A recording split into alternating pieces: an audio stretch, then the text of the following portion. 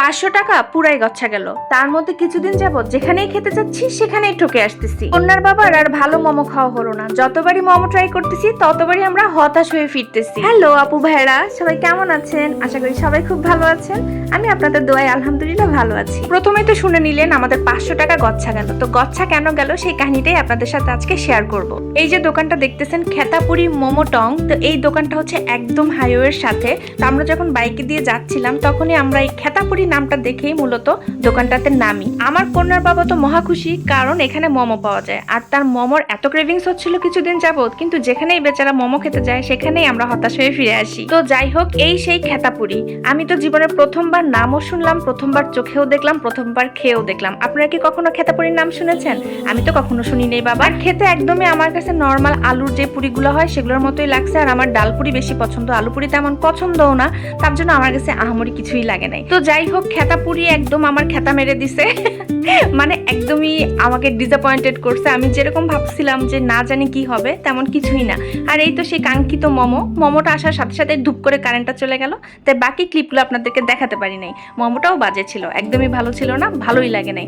তারপরে রাস্তার ওই দোকানটার পাশেই কিছুটা দূরে আরেকটা আমরা রেস্টুরেন্টের মতো দেখতে পাই। রেস্টুরেন্টটা ঠিক কফি শপ বা ড্রিঙ্কস বার বলতে পারেন। এই যে জায়গাটা দেখতেছেন এটা কিন্তু পুরোটা কাঠের উপরে, হ্যাঁ, নিচে হচ্ছে পানি, মানে নদীর পানি, খাল যেটাই বলা যায়।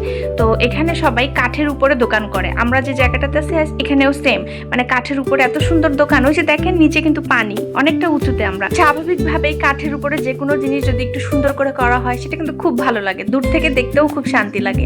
তো আমার কাছেও দোকানটা খুব ভালো লাগলো। ক্যাফে নিরিবিলি ছিল নাম। তো আমরা ঢুকে পড়ে সেখানে একটা লাচ্ছি আর আমার জন্য একটা মালাই চা অর্ডার করছিলাম। ভাবছিলাম যে হয়তো একটু ভালো হবে, কিন্তু এই দোকানটাতে আসেও আমরা সেই নিরাশই হলাম। আর আমার কন্যা যেখানে যাবে সেখানে এভাবে লাফালাফি ধাপাধাপি করবে। কাঠটা কিন্তু নড়তেছিল, মানে দোকানটা নড়াচড়া করতেছিল। ও যেহেতু লাফালাফি করতেছিল তাও সে লাফাচ্ছিল। আমরা বলার পর বলে, তাহলে আমি করবোটা কি? বসে বসে থেকে কি আমি একা একা বোর হব? তার থেকে লাফালাফি করতেছি, এটাই মজা লাগতেছে। আর কি বলবো বলেন? কিছুদিন যাবত আমরা যেখানেই যাচ্ছি, যে রেস্টুরেন্টেই খাচ্ছি, ইভেন আমাদের পরিচিত যেটাতে আমরা সবসময় খাই, সেখানেও কেন যেন ভালো লাগতেছে না। তাই আমার খুব ভয় হচ্ছিল যে আমাদের পুরো টাকাটাই মনে হয় গচ্ছা যাবে। তো যেটা ভাবছিলাম সেটাই হলো। এত বাজে লাচ্ছির মধ্যে চিনির বদলে মনে হয় শুধু লবণই দিয়ে রাখছিল, এত বাজে টেস্ট ছিল।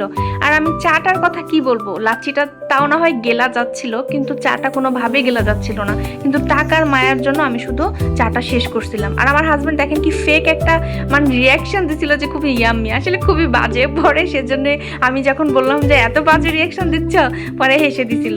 আসলে বাজে ছিল, খুবই বাজে ছিল লাচ্ছিটা। আর চাটা দেখেন ওর মুখে নেওয়ার পর ওর মুখের অবস্থাটা, পরে বাকিটা আমাকে দিয়ে দিল। দেখেন নিজে আর খেতে পারলো না। অবশ্য চাটা কিন্তু আমার জন্যই নেওয়া ছিল। ও আমাকে বললো যে তুমি আগে লাচ্ছিটা একটু খেয়ে নাও। তারপর লাচ্ছিটা মুখে দিয়ে দেখলাম পুরাই লবণাক্ত টাইপের, আর কোনো টেস্টই নাই। কি যে বানায় রাখছে আল্লাহই জানে। তারপরে 2 চুমুক খেয়ে ওদেরকে দিয়ে দিলাম, বললাম যে তোমরা দুজন এটা খাও, আমি চাটা খাই, না হলে তো চাটা পড়ে থাকবে। চাটা মুখে দিয়ে আমার মনে হলো যে আমি এলাচ গুঁড়া খাচ্ছি, এত বাজে। আর মানে মালাইগুলো খেতে কি মজা লাগবে না বলেন? ইয়াম্মি লাগবে না? আর এই মালাইগুলো মুখে দিয়ে আমার মনে হলো কি জানি দিয়ে রাখছে।